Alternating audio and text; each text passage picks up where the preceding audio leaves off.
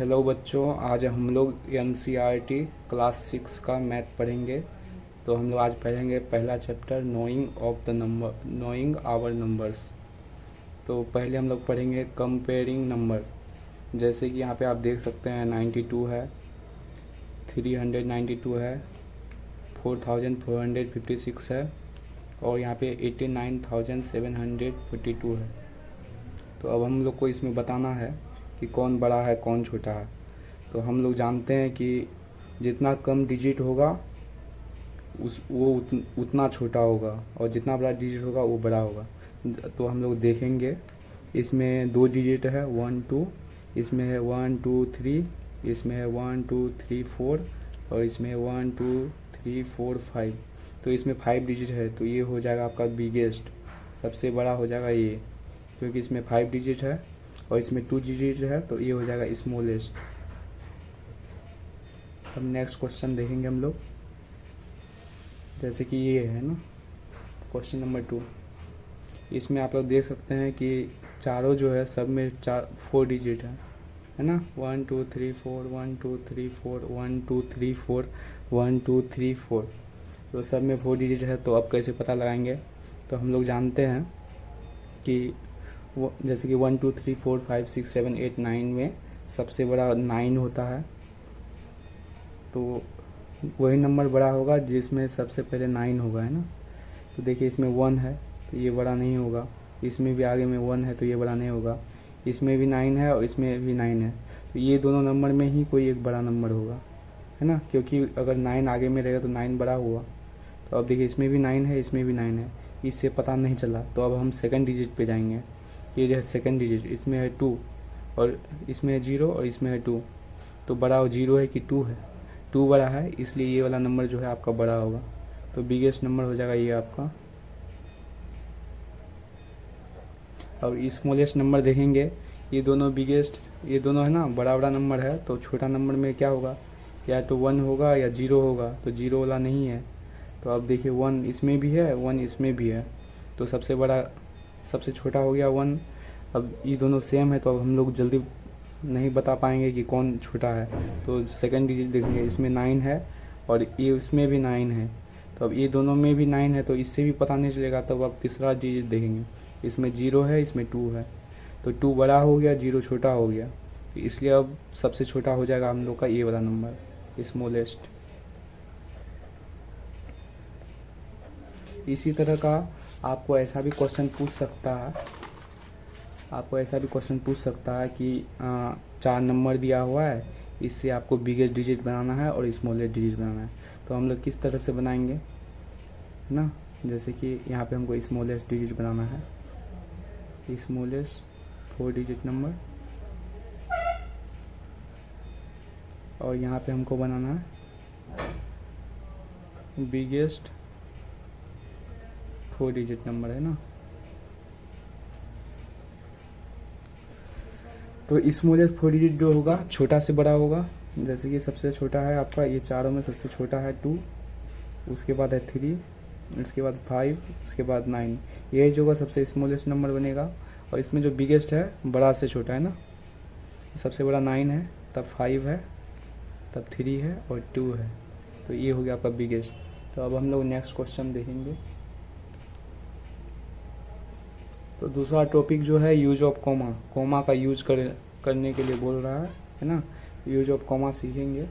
तो इसको सीखने के लिए पहले 2 तरह का चीज़ होता है, एक होता है इंडियन सिस्टम ऑफ न्यूमरिकेशन, एक होता है इंटरनेशनल सिस्टम ऑफ न्यूमरिकेशन। जैसे कि आप लोग पैसा गिनते हैं तो बोलते हैं ना इतना 1000 रुपया है, इतना 100 रुपया है, इतना लाख रुपया है। तो वही सब कुछ सीखना है। तो उसमें कॉमा कैसे लगते हैं वही सब कुछ सीखना है ना।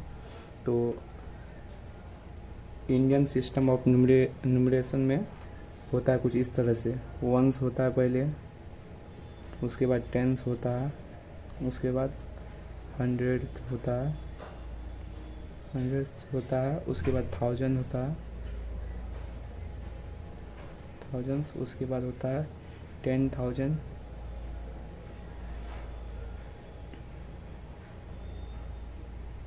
उसके बाद होता है लाख, उसके बाद होता है 10 लाख, कुछ इसी तरह से, उसके बाद करोड़ होता है, इसी तरह से बढ़ते जाता है ना। तो इसको अब लिखेंगे कैसे, जैसे मान लो कि कोई भी डिजिट है ना, तो जैसे कि मान लो 1 2 3 4 5 6 7 ये डिजिट है, तो इसमें हम लोग को कोमा बैठाना है। तो हम लोग इसमें कोमा इस तरह से बैठाते हैं, पहले इकाई दहाई सैकड़ा, मतलब वंस टेंस हंड्रेड के बाद एक कोमा लगेगा, उसके बाद 1000 10,000 के बाद एक कोमा लगेगा, मतलब पहले 3 उसके बाद 2 2 के बाद कोमा लगते जाएगा। ये इंडियन सिस्टम है, ठीक है, इंडियन सिस्टम में ऐसा होता है, इंडियन सिस्टम में है ना, इंडियन सिस्टम में इस तरह से होता है, इस तरह से कोमा लगाते हैं। अब हम लोग देखेंगे इंटरनेशनल सिस्टम। तो इंडियन सिस्टम आप लोग समझ गए, ये जो है आपका वंस है, 1 है ना, ये जो है आपका टेंस है, ये जो है आपका 100 है, ये जो है आपका 1000 है, ये जो है आपका 10,000 है,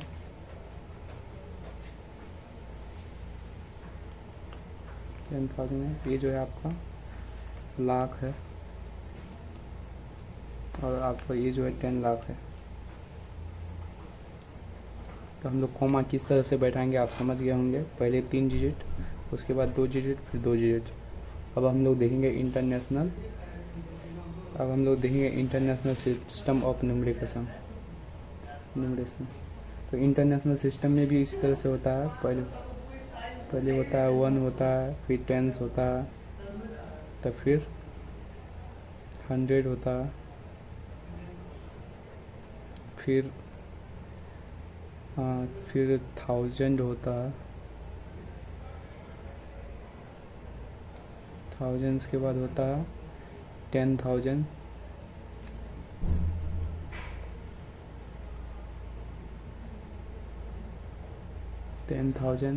उसके बाद होता है 100,000,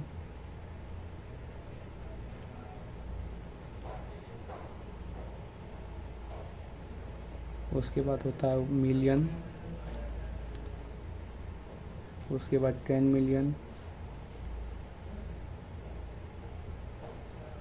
उसके बाद होता है 100 मिलियन,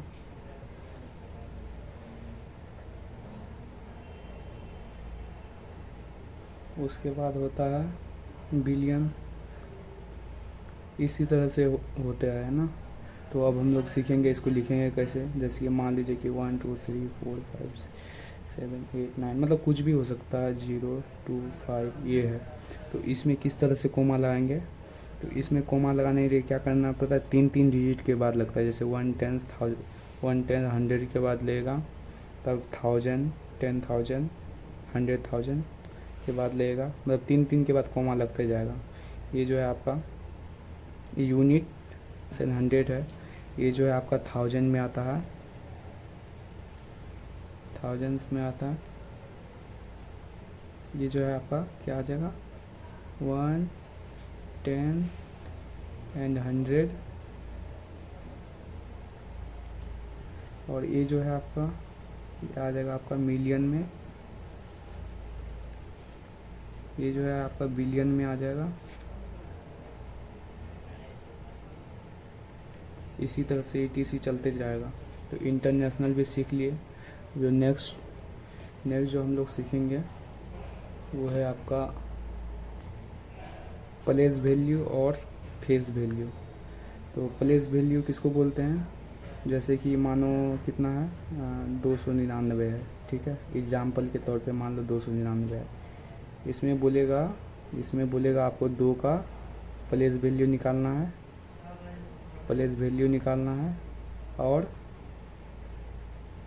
और आपको फेस वैल्यू निकालना है।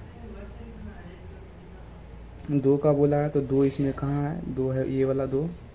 तो 2 का फेस वैल्यू का मतलब होता है इसका शक्ल कैसा है, ये दिखने में कैसा, तो 2 जैसा है तो इसका फेस वैल्यू 2 ही होगा, है ना, फेस वैल्यू है ना 2 हो जाएगा। और इसका बोलेगा प्लेस वैल्यू, ये शॉर्ट फॉर्म लिख रहे हैं, P से प्लेस V से वैल्यू।